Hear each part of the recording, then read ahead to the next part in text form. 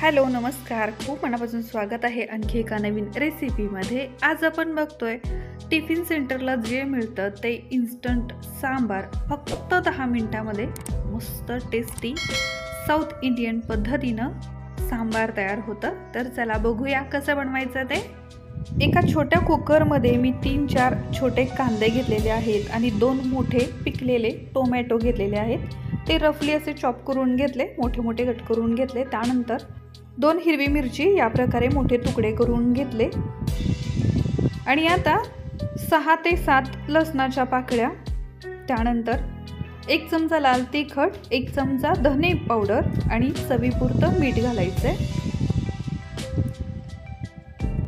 आता यामध्ये 1.5 ते 2 पेला पाणी घालते आणि याच्या आपल्याला 2 शिट्ट्या करून घ्यायचे। 1 शिट्टी केली तरीही चालेल किंवा मीडियम फ्लेमवरती एखाद्या पातेल्यामध्ये 10 मिनिटांसाठी शिजवून घेतलं तरीही चालेल।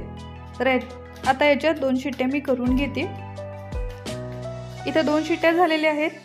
कुकर थंड झालेला आहे। यामध्ये आपण घेतलेलं टोमॅटो, कांदा आणि मिरची छान असं गाळ झालेलं आहे, छान शिजलेलं आहे। तर आता याच्यामधलं हे जे कांदा, टोमॅटो आणि मिरची आहे ते सगळं एका मिक्सरच्या भांड्यात घालायचं आहे आणि छान असं वाटून घ्यायचं आहे। एकदम पेस्ट बनवण्याची गरज नाही, थोडंसं दरदरीत राहिला तरी चालेल। तर यामधलं हे सगळं मी मिक्सरला छान असं वाटून घेते। हे पाणी असंच ठेवायचं आहे, वाटून घेते वेळी दुसरं पाणी घालण्याची गरज नाही। तर आता हे मी छान असं वाटून घेते। त्यानंतर आपली पुढची प्रोसेस बघूया। मी आता गॅसवरती एक भांडं ठेवलेलं आहे, त्यामध्ये 1.5 ते 2 चमचे तेल घेते। सांबार बनवण्यासाठी जास्त तेलाची गरज नसते, तर 1.5 ते 2 चमचे तेल घेतलं। तेल छान गरम होऊ देऊया। त्यानंतर अर्धा चमचा मोहरी, अर्धा चमचा जिरे घालायचे। जिरे मोहरी छान तडतडली की कढीपत्ता आणि सुकलेल्या 2 मिरच्या घालायच्या। 5 ते 6 लसणाच्या पाकळ्या ठेचून घेतलेल्या, क्रश करून घेतलेल्या, पेस्ट वापरायची नाही। शक्यतो लसूण हा बारीक चिरून किंवा मग ठेचूनच घ्यायचा। लसूण थोडासा परतून घ्यायचा। परतून झाला की त्यामध्ये पाव चमचा हळद घालायची। हळद आपण जे टोमॅटो कांदा शिजवून घेतलं त्यावेळी देखील घालू शकतो। आता यामध्येच आपण जे बाजूला काढून ठेवलेलं होतं पाणी, ते पाणी घालायचं। त्यानंतर आणखी 1 पेलाभर पाणी घालते मी आणि आता आपण जे वाटून घेतलेलं होतं मिक्सरला ते सगळं यामध्ये घालायचंय। पाणी न घालता छान असं वाटलं गेलेलं आहे, ते सगळं मिश्रण यामध्ये घालायचंय। आणि आता जितकं आपल्याला पातळ हे सांबार पाहिजे किंवा जितक्या प्रमाणात पाहिजे तितकं पाण्याचं प्रमाण वाढवून घ्यायचं। सांबार हे जास्त घट्ट नसतं किंवा एकदम पाण्यासारखं पातळ नसतं, तर ते एकसंथ असं दरदरीत असतं। तर इथं मी एकूण 2.5 पेला पाण्याचा वापर केलेला आहे।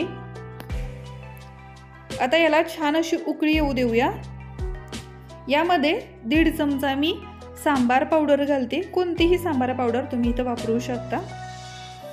पुन्हा एकदा चवीपुरतं मीठ घालायचं। आपण कांदा आणि टोमॅटो शिजवून घेतेवेळी तिथं मीठ वापरलेलं आहे, हे लक्षात घेऊन आणखी एकदा चवीपुरतं मीठ घालायचं। आता हे छान ढवळून घ्यायचं, मिक्स करून घ्यायचं आणि हे उकळण्यासाठी, शिजण्यासाठी सोडून द्यायचं। तोपर्यंत एका वाटीमध्ये मी इथं 1 चमचा बेसन घेते, त्यामध्ये अर्धा वाटी पाणी घेतलं। आता हे बेसन या पाण्यामध्ये छान असं मिक्स करून घेऊया। अजिबात बेसनच्या गाठी राहू द्यायच्या नाहीत। छान असं पाण्यामध्ये हे मिक्स करून घेतलं आणि आता हे बेसनवालं पाणी आपल्याला या सांबारमध्ये घालायचं आहे। त्यामुळं काय होतं, जो पाण्यासारखा भाग राहिलेला असतो या सांबारमध्ये, कारण आपण डाळ वगैरे काहीच वापरलेलं नाही, तर त्याला या सांबारला या बेसनमुळे एक संथपणा येतो। छान असं स्मूथ सिल्की आपलं सांबार तयार होतं। तर आता हे छान गरम झालेलं आहे आणि यामध्ये आपण तयार करून घेतलेलं बेसनचं पाणी घातलं। व्यवस्थित मिक्स करून घेऊया। आपण घेतलेलं बेसन जर कमी वाटत असेल तर तुम्ही वाढवून घेऊ शकता। पुन्हा 1 चमचाभर बेसन यामध्ये पाण्यामध्ये मिक्स करून ॲड करू शकता।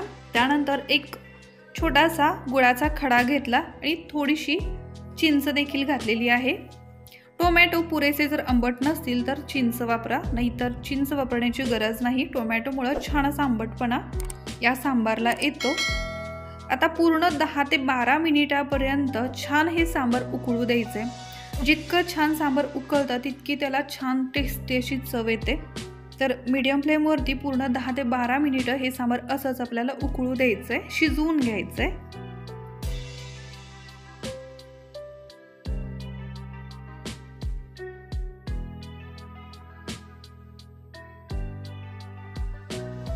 आता पूर्ण 12 ते 15 मिनिटापर्यंत हे सांबार मी उकळून घेतलेलं आहे आणि रंग देखील मस्त आलेला आहे, बघू शकता. अगदी आपल्याला हॉटेलमध्ये जसं सांबार मिळतं ना, अगदी सेम तसाच रंग या सांबारला आलेला आहे आणि टेस्ट देखील एकदम तशीच आहे. तर आता मी गॅसची फ्लेम बंद करते आणि हे सांबार वाढण्यासाठी काढून घेते. थोडंसं थंड होऊ द्यायचं आहे, त्यानंतर हे खायला तयार आहे. तर आता हे सांबार मी एका भांड्यामध्ये काढून घेतलेलं आहे. रंग बघा मस्त आलेला आहे, एकदम परफेक्ट असं हे आपलं साऊथ इंडियन पद्धतीचं सांबार तयार आहे. हे सांबार टिफिन सेंटरवरती आपल्याला मिळतं. अगदी पटकन 10 मिनिटामध्ये आपल्याला फटाफट असं हे सांबार ते तयार करून देतात. खूप सोपं आहे बनवायला, पण चवीमध्ये अजिबात फरक नाही. अगदी तीच चव आपल्याला घरामध्ये फक्त 10 मिनिटामध्ये मिळते. तर एक वेळ नक्की ट्राय करा. आजची ही माझी रेसिपी आवडली असेल तर प्लीज व्हिडिओला एक लाईक करा. चॅनलला सबस्क्राईब केलेलं नसेल, या चॅनलचे व्हिडिओ जर पहिल्यांदा बघत असाल तर चॅनलला नक्कीच सबस्क्राईब करा. व्हिडिओला लाईक करा, कमेंट करून मला नक्की सांगा.